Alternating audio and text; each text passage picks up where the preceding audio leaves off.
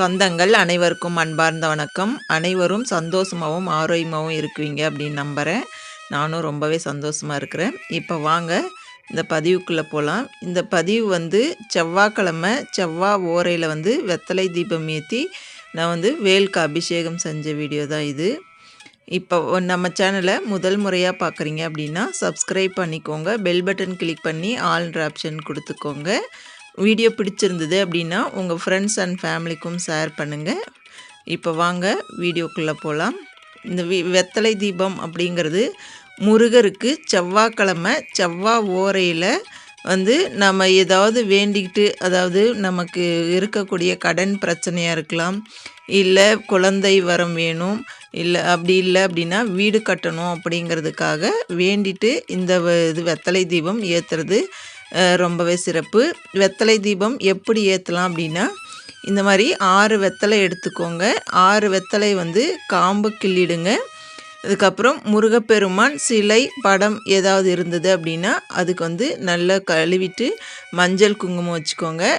பூ அரளிப்பூ கிடச்சிது அப்படின்னா முருகருக்கு அரளிப்பூ ரொம்ப பிடிக்கும், அதனால் அரளிப்பூ வச்சுக்கோங்க. அப்படி இல்லைன்னா உங்ககிட்ட எந்த பூ கிடைக்கிதோ அந்த பூவை வச்சு வழிபாடு செய்யலாம். வேல் இல்லை சிலை இருந்தது அப்படின்னா அந்த செவ்வாய் ஓரையில் அபிஷேகம் செஞ்சு வழிபாடு செஞ்சீங்க அப்படின்னா இன்னும் சிறப்பாக இருக்கும். நான் என்கிட்ட சின்னதாக ஒரு வேல் இருக்குது, அதுக்கு அபிஷேகம் செய்வேன் இந்த செவ்வாய் ஓரையில். அதுதான் அதே போல் வெத்தலை தீபம் ஏற்றிட்டு வேலுக்கு அபிஷேகம் பார்க்கலாம். அதுக்கு முன்னாடி இது ஸ்டார் கோலம் போட்டுக்கோங்க முருகர் படத்துக்கு முன்னாடி. அதில் நடுவில் ஓம் அப்படின்னு எழுதிட்டு சுற்றிரும் சரவண பவ அப்படிங்கிற மந்திரத்தை எழுதிக்கோங்க. எழுதிட்டு இந்த மாதிரி ஒரு தாம்பாளம் எடுத்துக்கோங்க. தாம்பாளத்தில் மஞ்சள் குங்குமம் வச்சுட்டு அந்த 6 வெத்தலை எடுத்து நல்லா கழுவிட்டு மஞ்சள் குங்குமம் வச்சுக்கோங்க. அதுக்கப்புறமா இந்த மாதிரி தாம்பாளத்தில் விசிறி போல் பரப்பிட்டு அதுக்கப்புறம் நடுவில் ஒரு தீபம் வச்சு நெய் ஊற்றி ஏற்றுறது அப்படின்னாலும் ஏற்றலாம், இல்லை 6 வெத்தலைக்கு 6 நெய் தீபம் ஏற்றுறது அப்படின்னாலும் சிறப்பு. நான் இது 5வது வாரமாக நான் வெத்தலை தீபம் ஒரு நெய் தீபம் வச்சு தான் ஏற்றிட்டு வரேன். அதே போல் நெய் தீபம் ஏற்றுறது அப்படிங்கிறது ரொம்பவே சிறந்தது. அந்த காம்பு கிள்ளி வச்சுருக்கிற காம்பை அந்த தீபம் ஏற்றிட்டு அந்த தீபத்துக்குள்ளே காம்பை போட்டுக்கலாம். வேலுக்கு 3 அபிஷேகம் தான் செஞ்சேன். முதல்ல மஞ்சள் கலந்த தண்ணீர் ஊற்றி சுத்தம் பண்ணிவிட்டு அதுக்கப்புறம் பால் அபிஷேகம், தேன் அபிஷேகம், விபூதி அபிஷேகம், இந்த மாதிரி 3 அபிஷேகம் செஞ்சுட்டு அதுக்கப்புறம் அதை நல்லா தொடச்சிட்டு வேலை பச்சை இது ஒரு தட்டு எடுத்து அதில் பச்சை கலர் துணி வச்சு அதில் பச்சரிசி கொஞ்சம் பரப்பி அதுக்கு மேலே வேலை வச்சுக்கலாம். வேலை வெறும் தட்டில் வைக்கக்கூடாது, அதனால அப்படி வச்சுக்குவேன். அதுக்கப்புறமா நெய்வேத்தியம் பால் பாயசம் வச்சு தான் வழிபாடு செஞ்சேன். இப்படி ஒவ்வொரு வாரமும் இப்படி தான் 3 அபிஷேகம் செஞ்சு வேலுக்கு வழிபாடு செய்வேன். அதே போல் இந்த வாரமும் 3 அபிஷேகம் செஞ்சு வழிபாடு செஞ்சேன். இந்த மாதிரி வழிபாடு செய்கிறது அப்படின்னாலும் செஞ்சுக்கலாம். இல்லை உங்கள்கிட்ட வேல் இல்லை, முருகருடைய படம் மட்டும்தான் இருக்குது அப்படின்னா ஒன்றும் பிரச்சனை இல்லை. அதுக்கு முன்னாடி ஸ்டார் கோலம் போட்டு ஓம் சரவண பவ அப்படிங்கிற மந்திரத்தை எழுதிட்டு அதுக்கப்புறம் தாம்பாளத்தில் 6 வெத்தலை தீபம் வச்சு ஏற்றிக்கலாம்.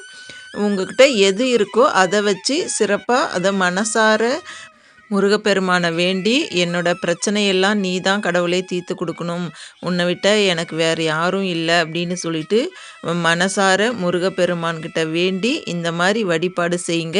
நிச்சயமாக உங்களுடைய வேண்டுதல் விரைவில் நடைபெறும். இதை போல் பல விஷயங்கள் எனக்கும் நடந்திருக்கு. நான் தொடர்ந்து இதை செஞ்சிட்டு வரேன். இப்படி வெத்தலை தீபம் ஏற்றி வழிபாடு செய்கிறதால எனக்கு மனசுக்கு ரொம்ப நிறைவாக இருக்குது. அதே போல் என்னுடைய பிரச்சனைகள்லாம் கொஞ்சம் கொஞ்சமாக தீர்ந்துட்டு வருது.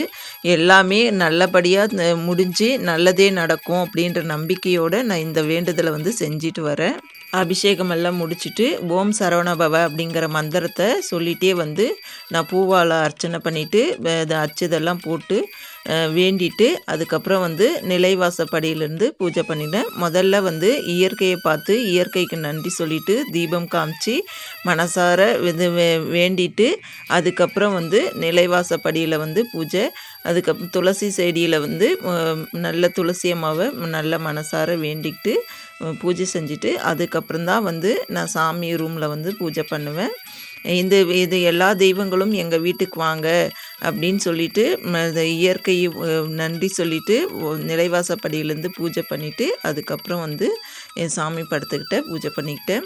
எல்லா தெய்வங்களுக்கும் நெய்வேத்தியம் வச்சு எல்லா வழிபாடெல்லாம் நல்லபடியாக செஞ்சு முடித்தேன். இதே போல் முருகருக்கு வந்து 21 நாள் விரதம் இருக்கிறவங்க எல்லாம் தொடங்கியிருப்பீங்க அப்படின்னு நினைக்கிறேன்.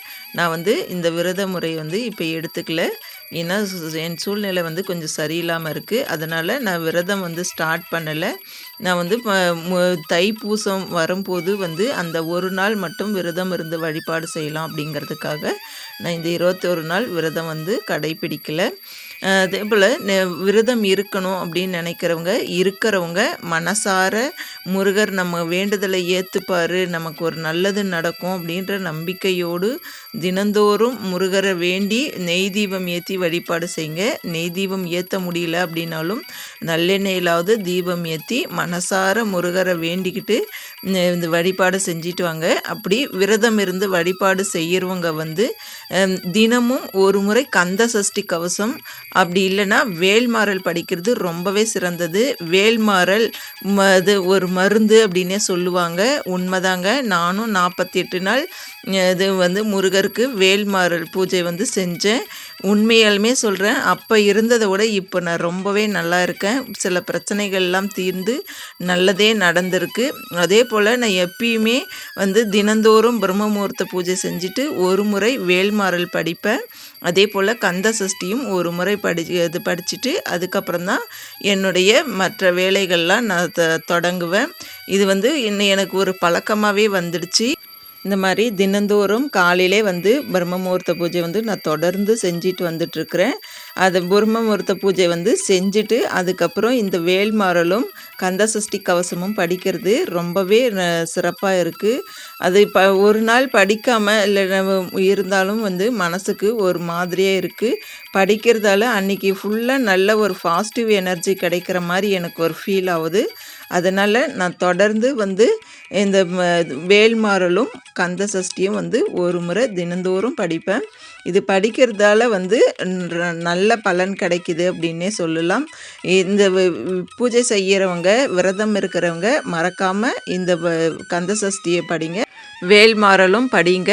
கண்டிப்பாக நீங்கள் என்ன நினச்சி இதெல்லாம் படிக்கிறீங்களோ அது விரைவில் வந்து உங்களுக்கு வந்து வேண்டுதல் நடக்கும். இந்த வீடியோ பார்த்த அனைவருக்கும் ரொம்ப நன்றி. அனைவருக்கும் நல்லதே நடக்கும். தேங்க்யூ ஃபார் வாட்சிங்.